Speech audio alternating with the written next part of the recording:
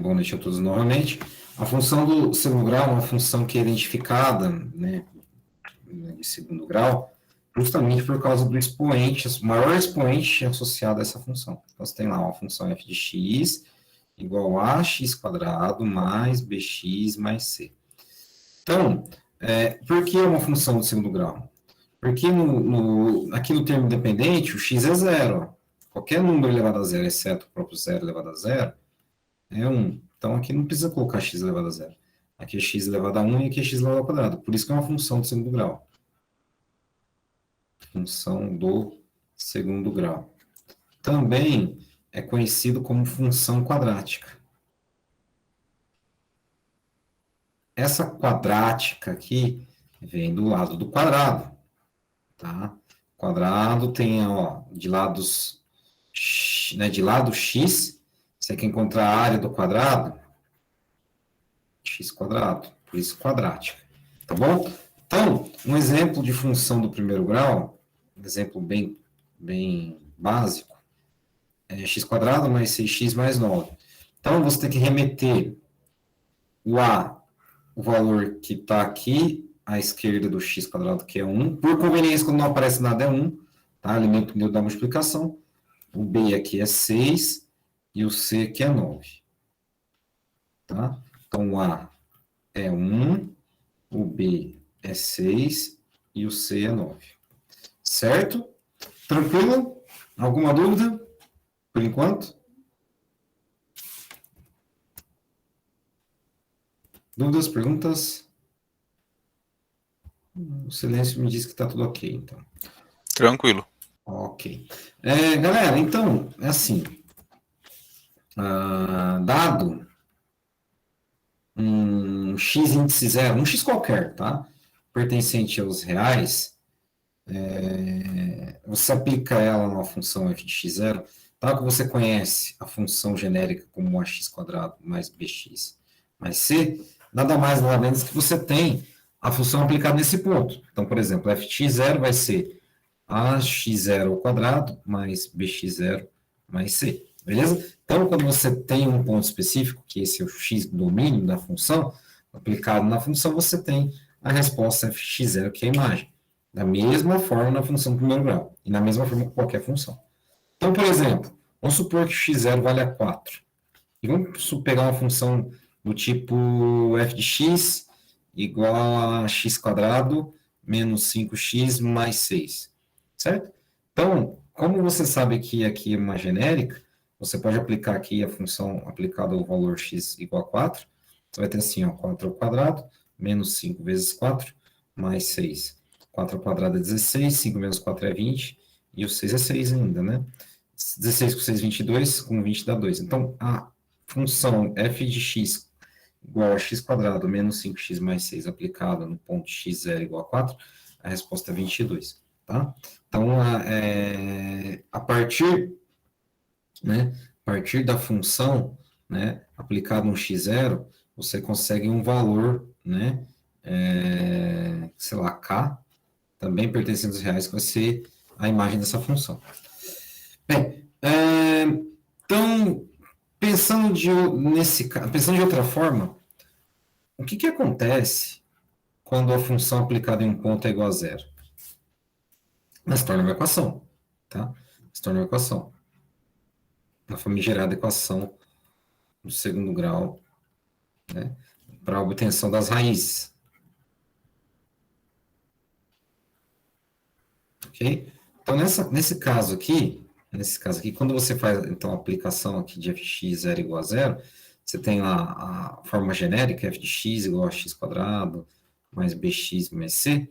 Substituindo aqui, você tem assim, ó, f de x0 igual a x0 ao quadrado mais bx0 mais c. Nesse caso aqui, o f de x0 é igual a zero, você chega lá no a, né, ax0 ao quadrado mais bx0 mais c. Então, essa aqui é isso aqui, ó, a equação do segundo grau e obtenção das raízes. Tá? A fórmula do discriminante me indica muitas coisas sobre o gráfico da função, nós vamos ver daqui a pouco. Tá? Então, nesse caso aqui, né, quando você encontra x1 e x2, ou x' e x2', ele te indica pelo menos onde corta no eixo x, no gráfico. Tá? Caso o delta for maior que zero, aí corta no eixo x 2 vezes, se o delta for igual a zero, corta uma, se o delta for menor que zero, não corta. Tá? Mas aqui, daqui a pouco eu vou falar mais sobre isso. Alguma dúvida? Alguma dúvida? Tranquilo. Tranquilo, né? Então, já falando de gráfico, o gráfico de uma função do segundo grau, ela tem uma característica bem peculiar. Como no primeiro grau é uma reta, no segundo é uma curva, tá? Essa curva é chamada de parábola. Parábola por quê? Porque é um nome matemático, tá?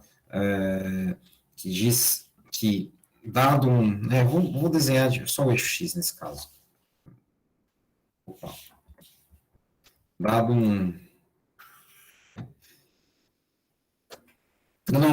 dá uma reta suporte aqui, você tem então aqui um eixo de simetria, que não necessariamente precisa ser o eixo Y nesse caso, e em mão livre você tem o seguinte, nem vou desenhar depois eu desenho esse eixo de simetria melhor. Eu vou desenhar aqui em mão livre uma função do tipo parabólica, certo?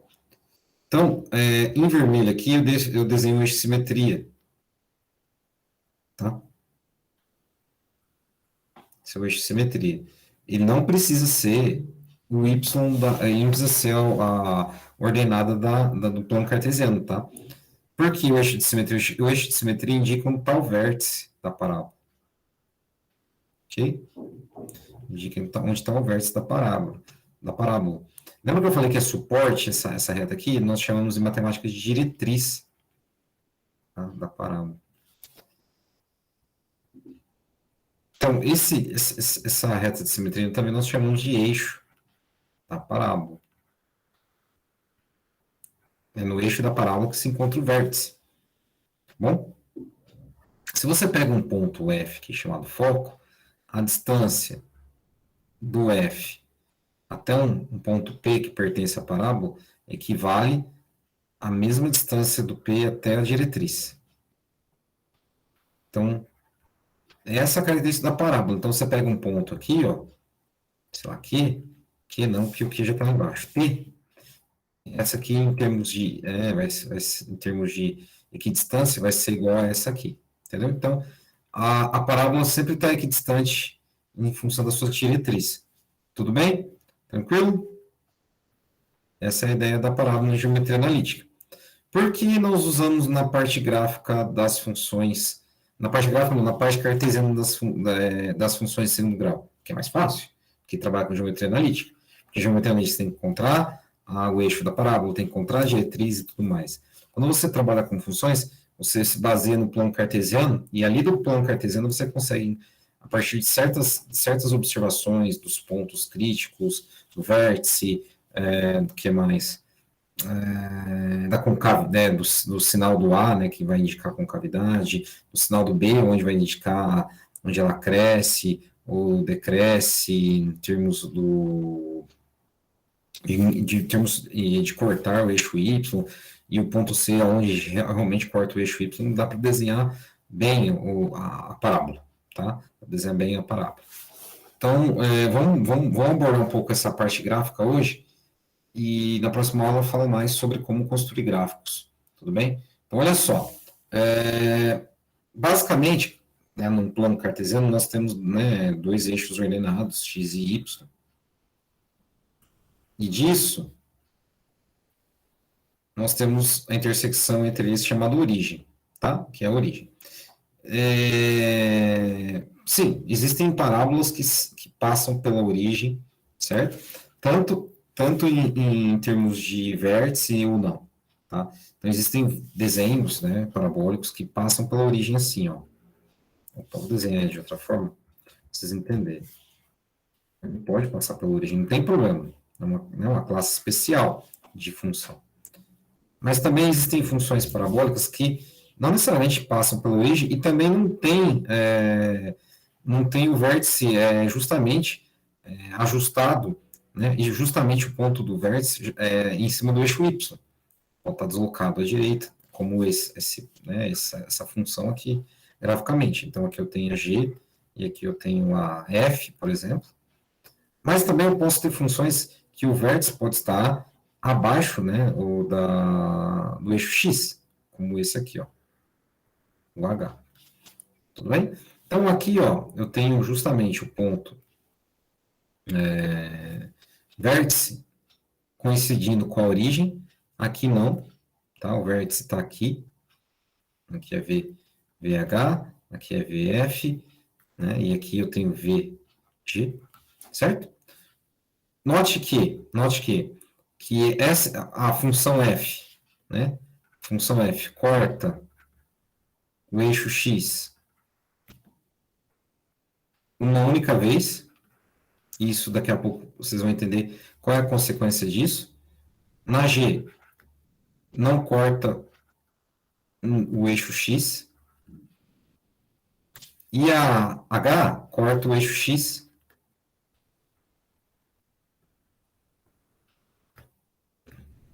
duas vezes. Certo? Isso tem ligação direta com isso, ó. Com isso. Quando você quer descobrir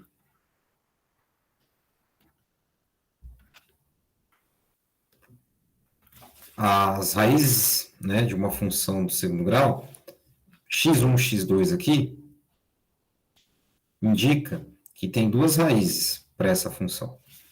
Nesse caso aqui, quando você tem duas raízes distintas, o delta, o discriminante, né, é maior que zero. Quando você tem essa condição de G aqui, o sinal da desigualdade se inverte. Porque você não tem solução no seu, né, na sua equação do segundo grau e não tem nenhum ponto, né, que é raiz da equação. Nesse caso, não tem nenhum ponto que corta o eixo x. E aqui, né, na f, o delta é igual a zero. Ou seja, x1 é igual a x2 nesse caso. Ou seja, apenas um ponto que corta a função f. Tudo bem? Certo. Ok. Observe agora a forma gráfica das três parábolas. O que elas têm em comum? O que elas têm em comum? Essa conchinha está para cima ou está para baixo?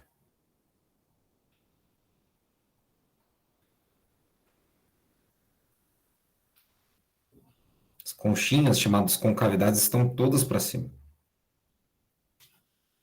Isso vem desse camarada, do A. Quando é maior que zero, a concavidade é para cima. Agora, olha só em preto, ó. Eu posso ter funções do tipo, sei lá, C, que eu tenho x1 e x2. Aqui o delta é maior que zero. Entretanto, o A é menor que zero. Eu tenho essa condição aqui, ó, embaixo, função K, que o A também é menor que zero, só que não tem nenhum ponto que passa no eixo X. Então, o delta é menor que zero. E você pode ter isso aqui também, ó.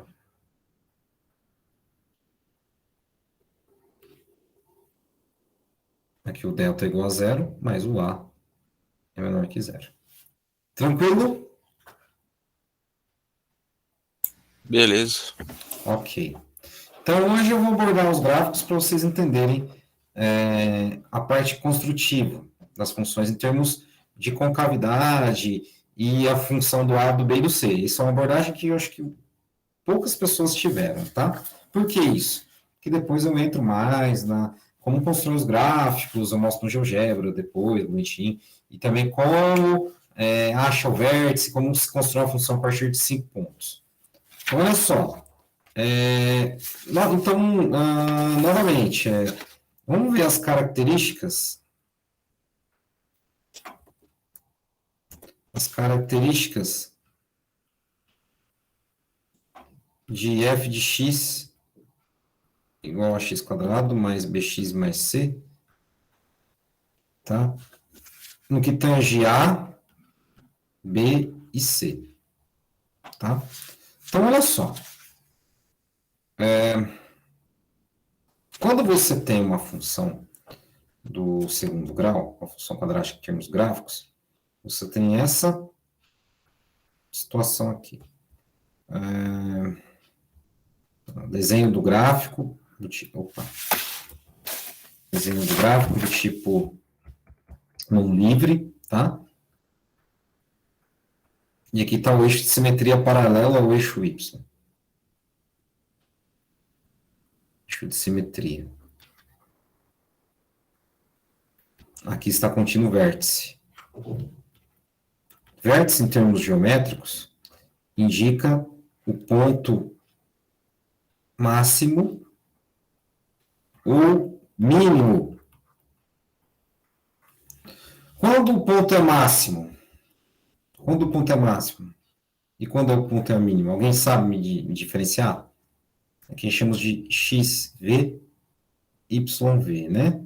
Ou o vértice, né? É XV, YV. É um ponto. O máximo é quando a concavidade está virada para cima e o mínimo é quando a concavidade está virada para baixo. E máximo é quando a concavidade está virada para baixo e mínimo é a concavidade virada para cima, não é? Aqui, ó.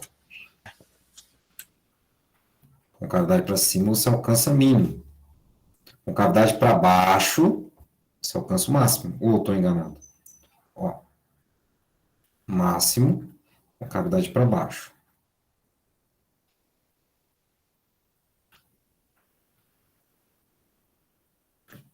Por que isso é importante em economia? Questão de otimização. A área que eu domino. Otimização. Não, não é otimização dinâmica, né? Otimização. Ótimo. São essas condições, tá? Máximo e mínimo. Mas por que esse trabalho ótimo em economia? Por que esse trabalho ótimo em economia? Porque você quer custo máximo? Não. Custo mínimo. Você quer o custo mínimo possível da sua operação. Você quer receita mínima? Não. Você quer receita máxima. Utilidade. Você quer mínimo ou quer máximo? Você vai comprar um bem, você quer a máxima utilidade ou mínima utilidade? Utilidade máxima. Você quer tirar um máximo daquele produto. É dispêndio. Você sabe o que significa essa palavra?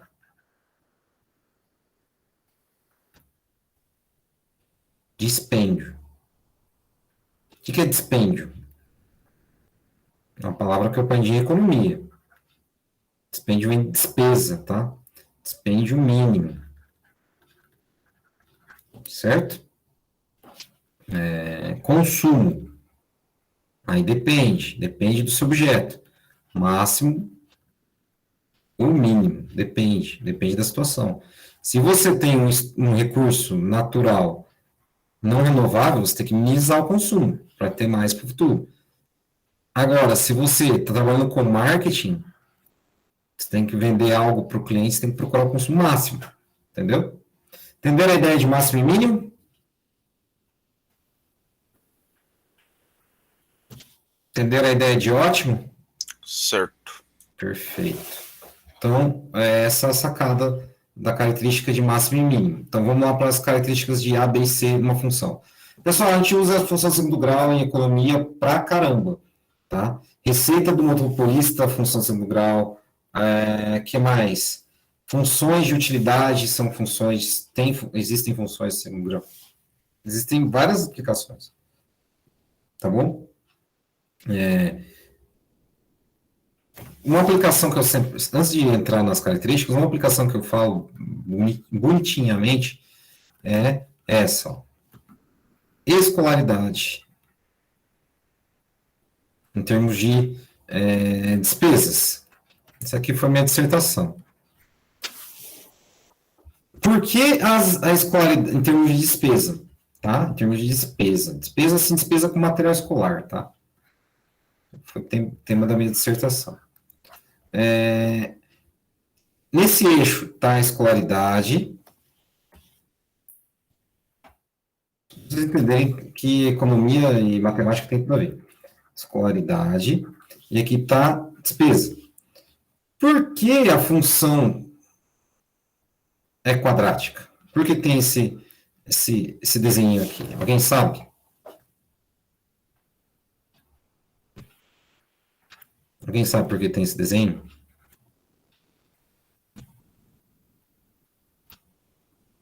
Ó, escolaridade em termos de anos, tá? 1 ano até 12 anos. Pronto.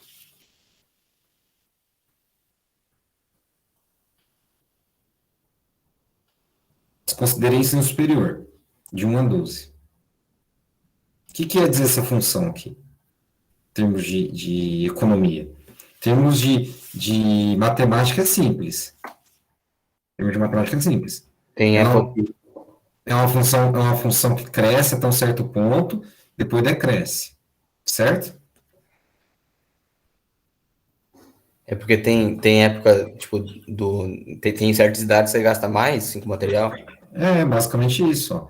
Quando você está lá indo para o fundamental, do fundamental 1 até mais ou menos aqui, terceiro ano. Terceiro ano não, vou colocar o segundo ano, tá? Segundo ano do fundamental, você gasta bastante com material escolar. Gasta muito. Por causa do lúdico, por causa de equipamento, materiais concretos. Isso aqui é tudo pedagogia, né? Materiais concretos. Aqui você vai comprando caderno, né? Caderno. Vai comprando coisas não,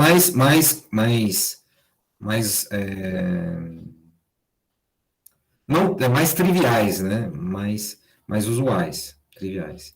Aí aqui chega no ensino médio, eu não sei como foi o ensino médio de vocês, mas eu tive um caderno para o primeiro, o mesmo caderno usei para o segundo, e o mesmo caderno usei para o terceiro. Usei um caderno só. E caneta, eu emprestava caneta dos amigos. Lápis, nem sabia o que é lápis. Borracha? Não. O professor de matemática aqui, ele fazia o seguinte na escola. Copiar, assim, a única matéria que eu prestava atenção, no ensino médio, é assim, eu prestava atenção em matemática, mas eu não nem ligava com matemática. A única matéria que eu prestava atenção era biologia. Por quê? Porque eu gostava de desenhar. Certo? Então, o Ricardo aqui fazia o seguinte, por exemplo, aula de história. Aula de história. Eu gostava da aula de história, mas eu não copiava. Então, eu escutava o professor e tal, e copiava até metade do quadro, e eu falava assim, professor, pode pagar, depois eu copio de um amiguinho. Nunca copiava. Então, meu caderno ficava bem aberto, assim, sabe? Ficava bem feio. Então, um caderno eu usava para os 3 anos. Não sei como passei de ano. Enfim, não faça como o professor fez. Tá? Brincadeiras à parte, eu era um bom aluno, se não era um mau aluno. Na escola estadual, era assim que funcionava a minha vida. Então, mas brincadeiras à parte também, no ensino médio, os custos por aluno é menor, são menores. Tá bom? Enfim, não faça isso. Não, comprem cadernos para suas crianças. Então, vamos lá. A, B e C, ó. A, B e C. O que o A influencia na função? O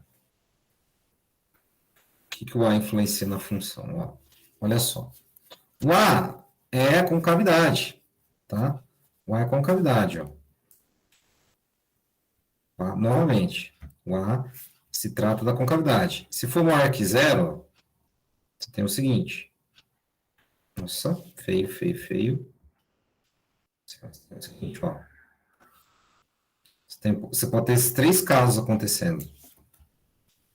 Esses 3 casos acontecendo aqui. Tá bom? O A maior que zero, aqui corta em 2 pontos. o delta aqui é maior que zero. Aqui corta em um ponto, o delta é igual a zero. E aqui não corta nenhum ponto, o delta é menor que zero. Tá bom? Tudo bem? O A é concavidade. E especificamente, A maior que zero é concavidade para cima. Trocando a cor para azul, o A sendo menor que zero, você tem isso aqui, ó.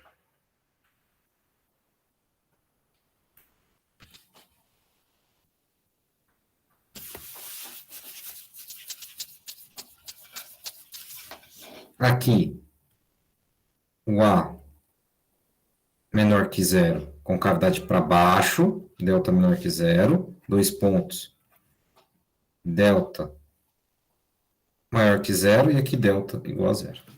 Tá bom? Aqui é um ponto. Tranquilo? Alguma dúvida? Então tá bom. Aqui, concavidade para baixo. Agora o B, que é uma coisa interessante que poucas pessoas abordam. O que o B te dá em termos de relação gráfica? O que o B te dá em relação, né, ao gráfico? O B é interessante porque ele indica, né, se intercepta, né, o eixo Y, intersecciona o eixo Y na parte crescente ou decrescente, ou nenhum dos dois. Então, esse aqui é bacana. Esse aqui é muito difícil as pessoas observarem. Então, olha só. O B maior que zero é na parte crescente, tá? O que o professor quer dizer na parte crescente? Olha só. Você tem lá o desenho em mão livre, o gráfico. Ó. Tá vendo? Parte crescente.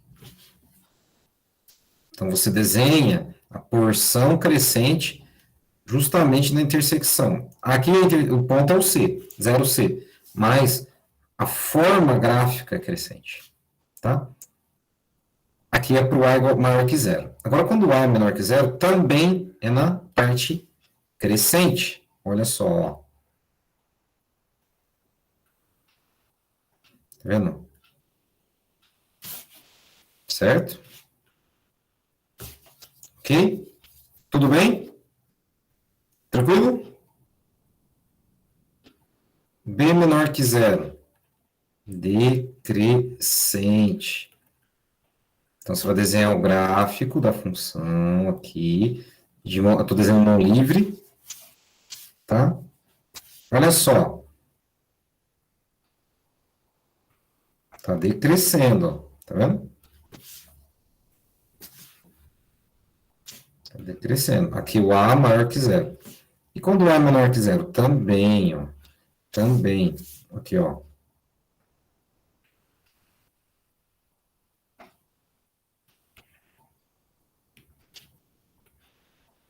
Beleza? Ah, professor, e quando, no caso que o B é igual a zero?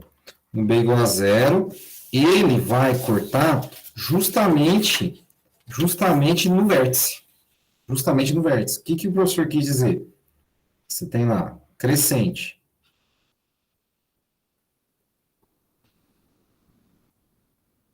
Justamente no vértice. Ele tem, né?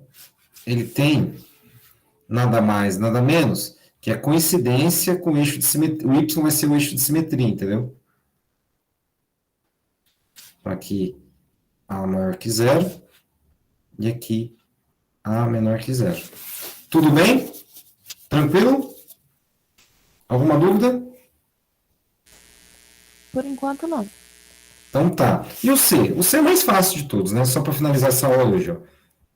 C, ele te indica onde corta no eixo Y, tá? O coeficiente C. Te indica onde corta no eixo Y. Né? É o, né? Indica o corte no eixo Y. C maior que zero. Você tem isso, ó.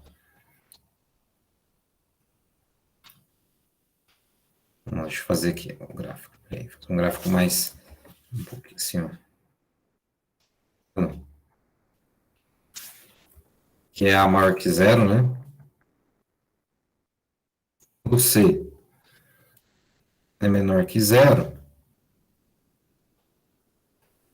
aqui, tá bom? E quando C é igual a zero, justamente ele passa pela origem. Assim, ó. Ok? Tudo tranquilo? Ok. Feito.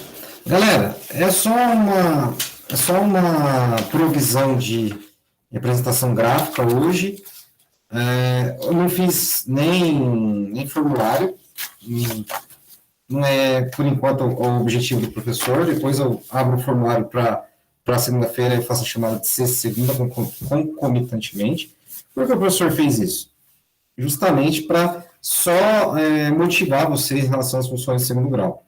Na próxima, eu vou ensinar para vocês como se realiza a realização do gráfico da função por 5 valores críticos. E também, deixa eu lembrar, também, o que eu tenho que falar mais? É só. Função de segundo grau é mais, ai, como eu posso chamar para vocês? Ele é mais gráfico e menos algébrico, tá bom? Tranquilo? Beleza. Então, feito. Daniel, também tenho, cara, que sair. É que acabou a aula mesmo, tá? Então, obrigado a todos, bom descanso e segunda nós voltamos com mais. Tchau, tchau. Boa noite, professor. Boa noite, tudo de bom.